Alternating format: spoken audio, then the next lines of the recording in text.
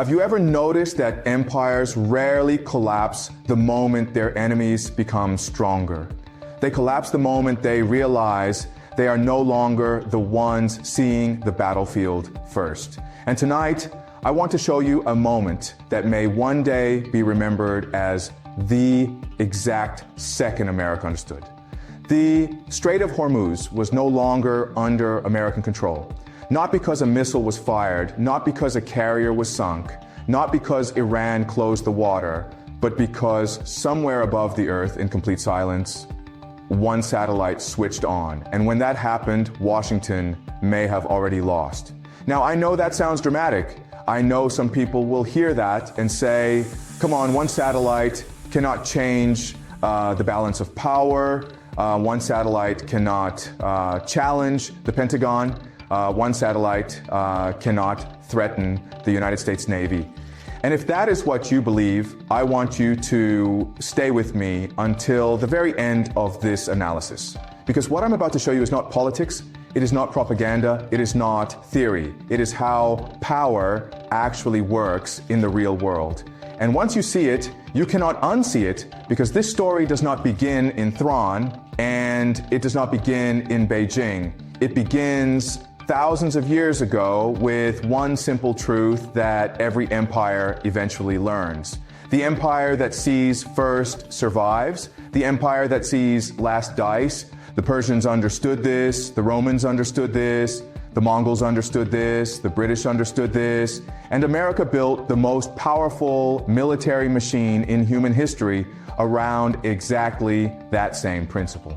See first, track first, strike first, dominate first. For decades, America believed no ship could move in the Gulf without being seen. No missile could be moved without being tracked. No bunker could open without being photographed. No convoy could travel without being identified. No signal could be transmitted without being intercepted. For almost half a century, that belief was not arrogance, it was reality. American satellites, American spy planes, American carrier groups, American radar systems, American intelligence alliances, American undersea sensors, American electronic warfare. Together, they created something that every enemy feared. Not American bombs, not American soldiers, not even American aircraft carriers. They feared American vision, because if America can see you, America can kill you. That was the rule.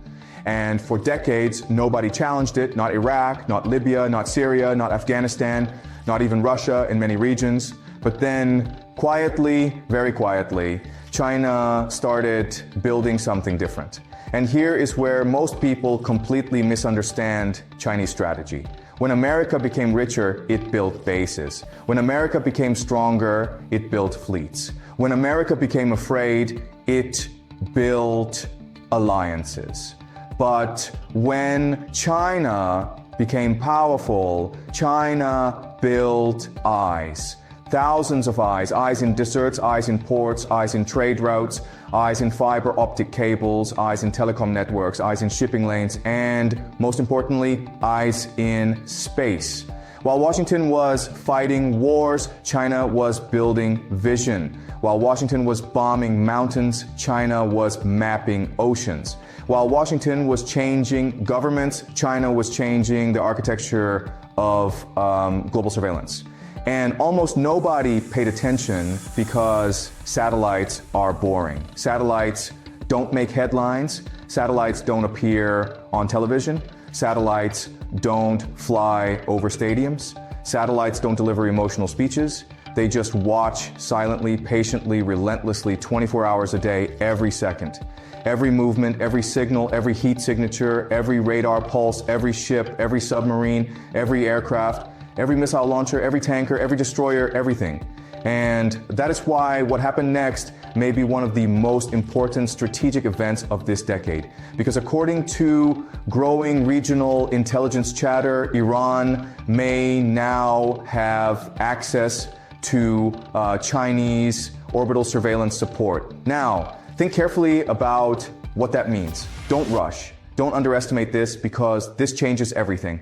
If Iran can see American destroyers before American destroyers see Iran, the balance changes. If Iran can track carrier strike groups in real time, then the balance changes. If Iran can monitor aircraft launch patterns, the balance changes.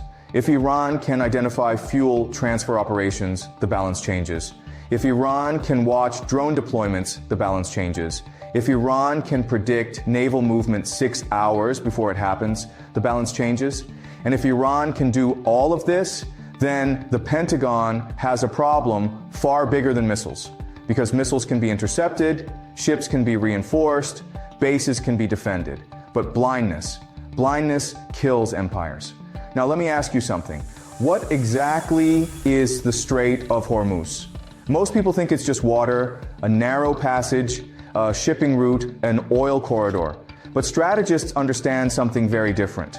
Hormuz is not water, Hormuz is leverage. Hormuz is pressure. Hormuz is economic oxygen. Nearly 20% of the world's oil moves through that narrow corridor. Think about that, one narrow piece of water. And through that corridor flows the energy that powers factories, airports, armies, supply chains, cities, entire civilizations.